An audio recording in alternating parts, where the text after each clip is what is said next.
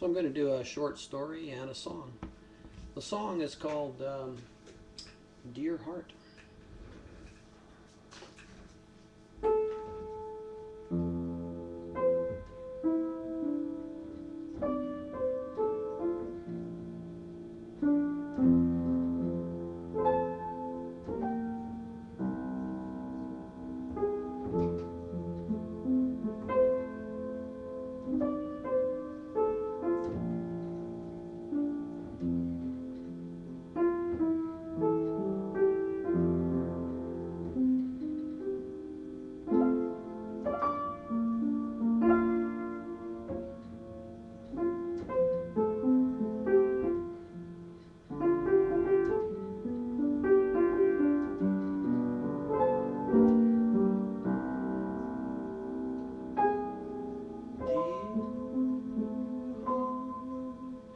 Wish you were here to warm this night, my dear heart.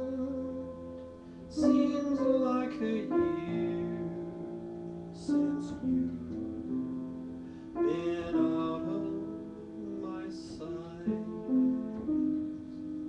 A single room, a table for one.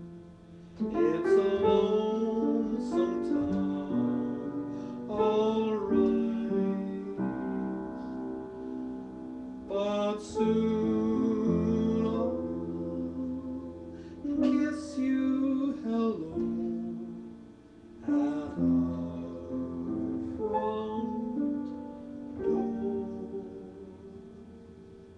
And dear heart, I want you to know I'll leave your arms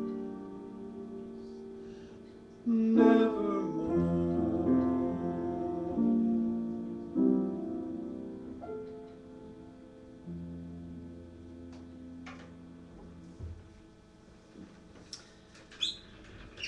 So I have a short story that I wrote quite a few years ago now, maybe 5 or 6 years ago, when I first started writing memoirs. And this one's told by my brother Dennis to me about his dad on a hunting trip. Not for moose, though. It's called Unbelievable. The hills around Fort St. John, Hudson Hope, and Dawson Creek ring with hunting stories, and Dennis's dad, Henry Schmidt, had plenty of them. He was a well-known hunter and a trapper in the Dawson Creek area. I can see his dead-eye stare now as he sat across the kitchen table from Dennis and me. "Dennis, the size of those grizzly ball prints, they were at the lick, they were unbelievable." And he would stretch out the word to make it sound even bigger. Unbelievable. We heard it so often it became a bit of a joke. This story of his that I like the best, though, was from his younger days, while he was working on the rail line loading heavy rail ties.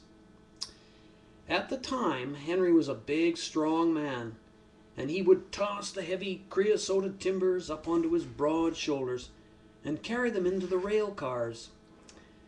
The morning had been spent in loading rail ties, and now he and a partner were stretched out on the ties, just dozing after lunch. Henry opened his eyes, and he couldn't believe what he saw. Directly above them, about 300 feet up, was a large, disc-shaped object hanging dead still and silent. Henry jumped up, pointing and yelling, "Look! Hey, look down there!" He got the attention of another work gang down the track, and they all looked up and they all saw it too. Now, Dennis's dad loved to shoot. He was a great hunter, and he always had his rifle in the truck. He immediately took off for the works yard to get the gun from his truck. To Henry, it was just another moose. He'd bring it down. The other stood aghast as he slammed armor-piercing, steel-jacketed bullets into his rifle. Aiming straight up, he let go a blast that went straight into it. The object, which appeared to be about 50 feet across and was still about 300 feet up, instantly rose and shot up at a great speed, and it flew to a ridge about 2 miles away. There it held for a while, and finally slipped from view. Dennis was about 10 years old at the time. He was home from school, having lunch with his mom, Esther, when his dad suddenly burst through the front door in full cry. "You wouldn't believe it! It's unbelievable!"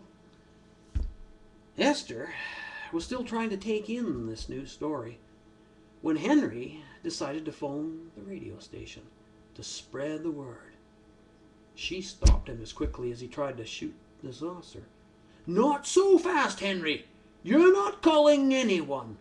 Do you think anyone will believe this? We'll be the laughing stock of Dawson."